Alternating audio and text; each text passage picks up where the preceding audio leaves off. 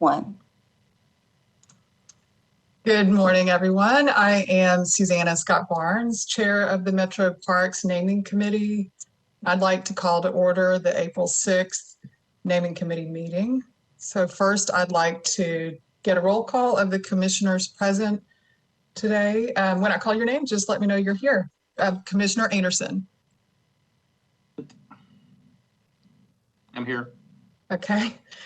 Let's see, Commissioner Gentry. Commissioner Haynes. Present. Commissioner Hughes. Commissioner Johnston. Commissioner Steele. Present. Okay. I wanted to note that Dr. Steele and Commissioner Johnston and myself make up the naming committee, but that any other Parks Board members are welcome to vote on this committee meeting.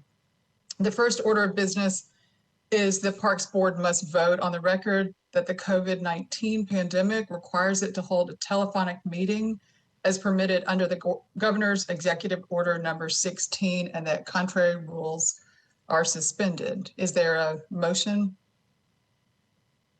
I move that we suspend the rules. Thank you. Is there a second? Thank you. Any discussion? I'll take a vote. When I call your name, state your vote. Commissioner Anderson. Approved. Commissioner Haynes. Approved. Commissioner Steele. Approved. All right, the motion carries. Thank you. I wanted to add a note for our audience. For those listening at home, the naming committee members are calling in remotely. We're in separate places, and when I ask them to raise their hand, that's just an action occurring in the software. The items on the meeting agenda constitute essential business of this body, and meeting electronically is necessary to protect the health, safety, and welfare of Tennesseans in light of the COVID-19 outbreak. Item 03-2102, Councilmember Sharon W. Hurt, President of the Metropolitan Minority Caucus, requests the board to rename Hadley Park to Kwame Leo Lillard Park. This item's not up for vote at this time, but the naming committee needs to clarify the public input process. Director Odom, is there a recommendation for the process from the department? Yes, thank you, Madam Chair. As you all recall, you went through a process to revise the naming policy, and a portion of that policy for the consideration of renaming public parks includes opportunities for public input. And as we had planned to do this a few months ago, what I would recommend, of course, in the interest of equity, access, and opportunity for all those who would like to provide input about this request, is that we allow a 30-day period of public input. That public input include comments through U.S. mail, that we receive input through U.S. mail, email at our Metro Parks email address, by telephone, and then in person at the May 2021 Parks Board meeting. So I'll just go ahead and say that right now, the current electronic meeting order will expire on April 28th. And so with that, if there are no changes, we should be meeting in public in our May Park Board meeting. And so I know that several of you had commented that you would like to offer people opportunities to come in person. And it seems the most convenient time to do that and opportunity to do that would be at a Parks Board meeting. So I would recommend that we dedicate time at the next Parks Board meeting to allow people who would like to come in person to give their input on this request, and that be included within the 30-day period. While we don't have a a start and end time right now that I can report for that 30-day period. I would say that it would probably start in the next few days. There's some administrative pieces that we need to put together and make sure are in place. And we would issue a public notice, like we always do, and it would provide details on how people could participate in which formats and how they can do that. So that's the recommendation. For the record, I wanted to note that Commissioner Johnston has joined the meeting. Thanks for being here. And are there any motions? Can I entertain a motion? I don't think I did not, correct me if I'm wrong, I think our counsel is on the line. I don't think this requires a vote. It was just administrative process that I wanted to make sure that we were all clear on moving forward. So I don't think it requires a vote at all. Yes, we But don't certainly need, comments, certainly if you have comments. yeah, Great, this thank you. isn't something that we need to vote on unless we're changing a policy, and it doesn't sound like we are. Okay, well, thank you for clarifying that. Are there discussion items? I do have a question. In the event, and I don't believe this will happen, but in the event that we are not in person in May, are those administratively, are those persons invited to this format to give public input, or will we push that?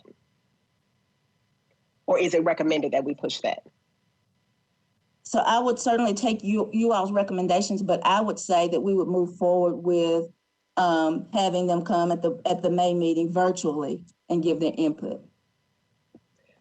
I agree. I just wanted that to be part of the discussion. Just wanted to make sure that we understood that public input in all of these ways, by mail, email, however that's done, in person would continue whether or not we're in person at our next meeting. Yes. Otherwise, I agree with the recommendation. And then too, and thank you, Madam Chair, in terms of limitations on input in person, there will not be a limitation on the number of people who could provide input. Is that correct? That's my assumption. No limit. Or is there a limit? Maybe not number of people, but a time limit. Please advise. Mr. Johnston? Yeah, just a couple thoughts. Do we feel like all the placeholders here have access to virtual, are able to attend virtually? Is that pretty widespread that everybody knows how to use? Because I was late because I was having a hard time with this deal, and I'm set up here at home, so I worry about that. But then of course they could certainly put a stamp on something and put it in the mail. And then as far as the time limit goes, there shouldn't be any certainly restrictions on the number of people. I think from a time standpoint, when you watch the council meetings downtown, they do have a time limit. So it doesn't matter to me per se, but I don't think that would be unusual to whatever it is, 4 or 5 minutes. It's not, but once again, I don't have a strong opinion. I'm just sort of just discussing.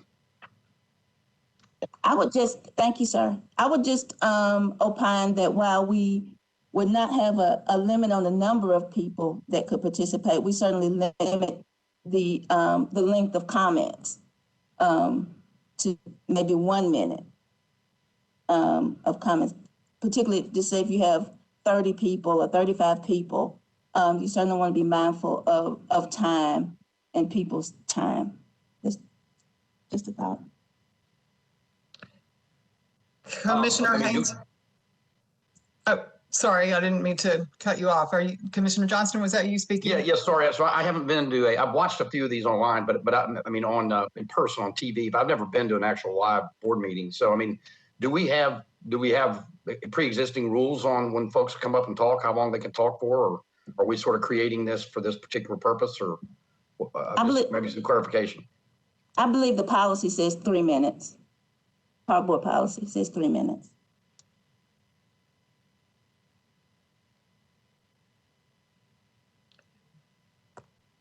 For public comment. So then do we want to stick with that or move it back to the 1 minute that you were talking about earlier?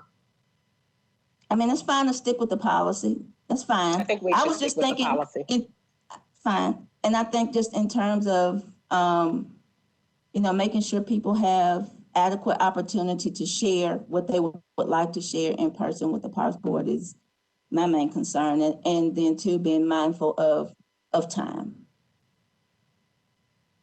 And would we do it at like this time, 12 o'clock on a Tuesday, or should you have it after hours so folks at work could be there? Or we're in it's a little bit, odd times, right? And we're hopefully we'll be out of them here pretty soon. But I just, like you said, you want to give everybody access to say their piece. And if somebody's at work, I don't know if they're gonna be able to get off to do that, but just trying to kind of thinking through it here. Good So- discussion so- points. Yeah. So before you arrived, we had talked about, and I put out a recommendation given consideration of what several park boards members had commented earlier, previous months, that people be allowed to have the opportunity to address the park board in person. And so it seems most convenient that they would be able to address the Parks Board at a regular Parks Board meeting. And the electronic meetings order expires April 28th. And so just with that, assuming we will be in person in May, we had talked about having dedicated time at the May Parks Board meeting for those who want to come and address the Parks Board in person, in addition to accepting public input by US mail, email, and telephone. Yeah, I heard that part actually. Thank you, but appreciate you saying it over. Thank you. So, Commissioner Haynes, your hand's raised. Yeah, one thing for consideration relative to how we seek public feedback on future renaming matters would be the idea of a community meeting held after hours in response to Commissioner Johnston's comment about noon meetings. For those who may not have access to transportation to come to the parks headquarters, I know for this May meeting, that's probably not likely. But as we think about future renamings, having one public community meeting in the neighborhood in which the park is considering a new name held at 6 o'clock at night would be something for us to talk about as a board.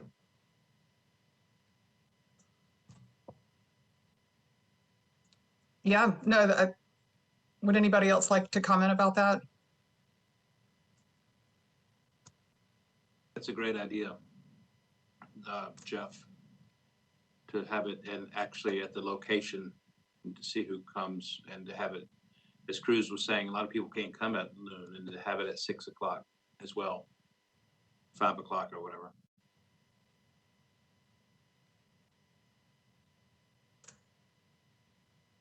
So is there interest in doing that in this instance?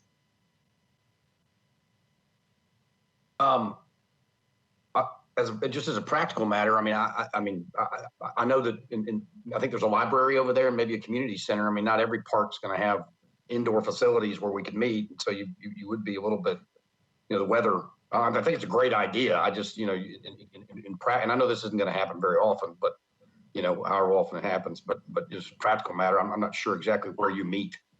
Unless the particular park has a pavilion or something where you can meet. Just saying.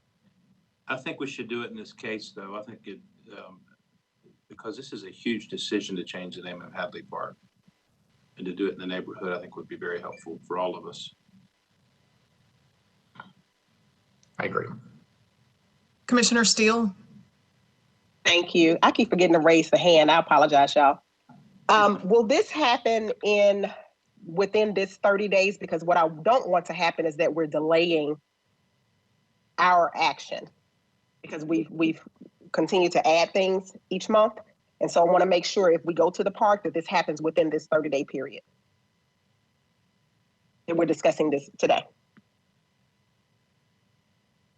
we would get it scheduled, and whatever the time period we post on the public notice would be 30 days, and that community meeting would occur within that 30-day period. So yes, it would be included in the 30 days. Yeah. Director Odom, are there technical considerations that we need to factor in on having a meeting in person in a different location? Well, I think, we've had public hearings before, and given that Hadley Community Center is right over there, I think that we probably could. There will be, just as there would be here at a Parks Board meeting, I imagine there will be capacity limitations, need to social distance, masking, and all those COVID-19 protocols. But there's a bit more that would go into us coordinating a community meeting. So we need time to get that in order and it may not happen as soon as a regular Park Board meeting, but it is certainly feasible and doable.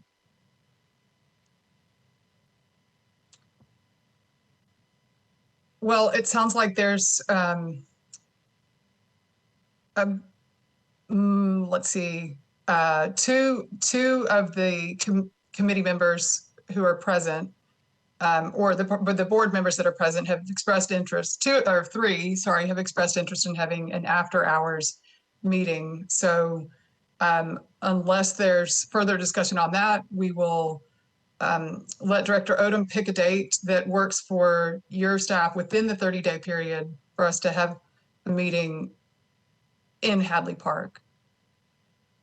Okay, we will do that. I would ask respectfully that Park Board members are able to attend. I think that's one of the reasons the considerations for having it at a Parks Board meeting are the challenges of Parks Board members being able to, because of their demanding schedules, get to various meetings that are not kind of on the regular routine. So I ask that you give that top priority and consideration. Thank you. Thank you. And I wanted to raise a point about the public input that is not in person, and which has to do with electronic or by mail. I think especially, is there, and sorry, this is just me asking a question, is there, a lot of times when I've read people putting input in, there'll be an address listed, or it's recommended that people list the address that they are from. It's not required. I know we haven't required it in the past for public input, but is there any thought about making sure that people are in Davidson County, that they're Nashville residents? I'll just chime in unless someone else from the Parks Board a Parks Board member wants to talk about. I think you talked about that during the revisions to the naming policy, is that we cannot validate addresses. And so, so that's why we wouldn't require them, and we can't validate anybody's address anyway. Then two, I agree with you, and I see where you're going. I think it's important that people are Davidson County residents, that you get good input from them. But I think it hinged on us not being able to validate people's Davidson County addresses. I just was wondering if we could add a line in the public input, like, that something along the lines of like, should you like to list where you reside, that would be the place to add language on that. But I'm just looking for comments from others. Macy, I'd like to add, is that something does that cause any challenges asking that information? I mean, for other boards and commissions, people list their address before they speak. So, I mean, I don't think that's an issue. No one's going to be verifying their address though. So if someone lists 511 Oman Street as their address, no one's going to be verifying that they live there, if that makes sense.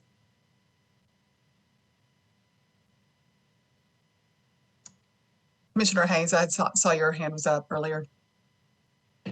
Yeah, I agree with the counselor, but I do think it discourages someone fabricating an address or someone from Williamson County sending in their opinion on renaming a Davidson County park. So I do think it's something we ought to ask for. I don't think we need to spend the staff time to go verify the addresses. We do this with the Planning Commission. Everybody comes up and states their name and address prior to speaking publicly. So I think it's a process we ought to go through.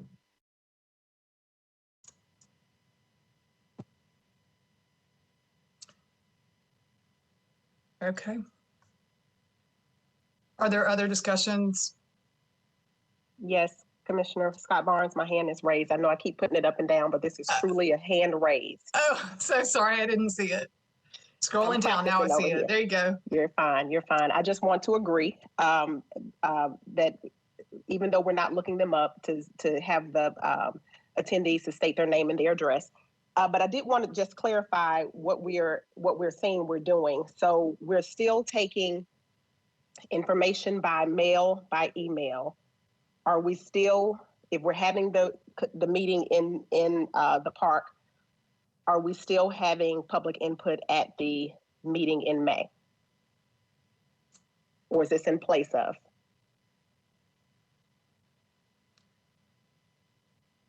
Good clarifying question. And what do the other commissioners recommend?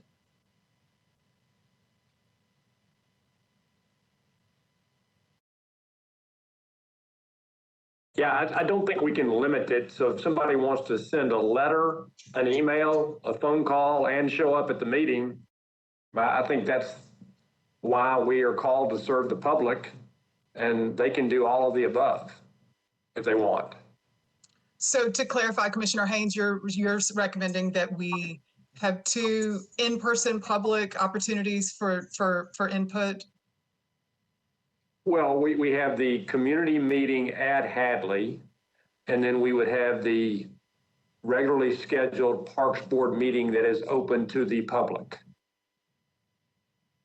And we would, I don't know But how not we, necessarily, but not necessarily a time where we always have public input. And so my question is to clarify, do we put that on the agenda to have persons speak into the meeting also? Still, as was first recommended at the Parks Board meeting. And it sounds like you're saying yes, but just so that we all. yeah, I think we have to, Michelle, because much like we're saying we got to have one at night, there may be people who work at night who can't come to the night meeting at Hadley, who would want to come to the noon meeting at the Parks Board. Right. And vice I wasn't versa. questioning the reasoning. I was questioning the process if we're going to do that. So thank you. I mean, it's more work for us, but I think that's part of this public process. okay, thanks for teasing that one out, Director Steele, thank you. Are there other clarifying questions or comments? And maybe I'll just clarify that we are doing telephonic input. Just wanted to make sure I heard that correctly. Director Odom? I did mention that, yeah. Okay. Yes. We will, the public notice will, again, give details on all of the ways in which we are receiving or will take public input, including the community meeting and the Parks Board meeting. Okay. Don't want to cut anybody off if there's any other. So to summarize, we are, as soon as possible, the Parks Department is going to issue a public announcement letting everybody know the, I guess, 4 ways that they can contribute public input: mail, email, telephone, and in person. And the in person would be one in the next Parks meeting, which is May 4th, and another Parks community meeting, which would be in Hadley Park sometime after hours around 6 o'clock. Date to be determined. Their public input period would be 30 days. And it looks like that our naming committee would reconvene after the Parks Department had compiled all of the input, and that would be, we would need to meet again sometime before June. Is that correct? Okay. Well, unless there's any other discussion items, I'll call the meeting adjourned. Thank you. Thank you.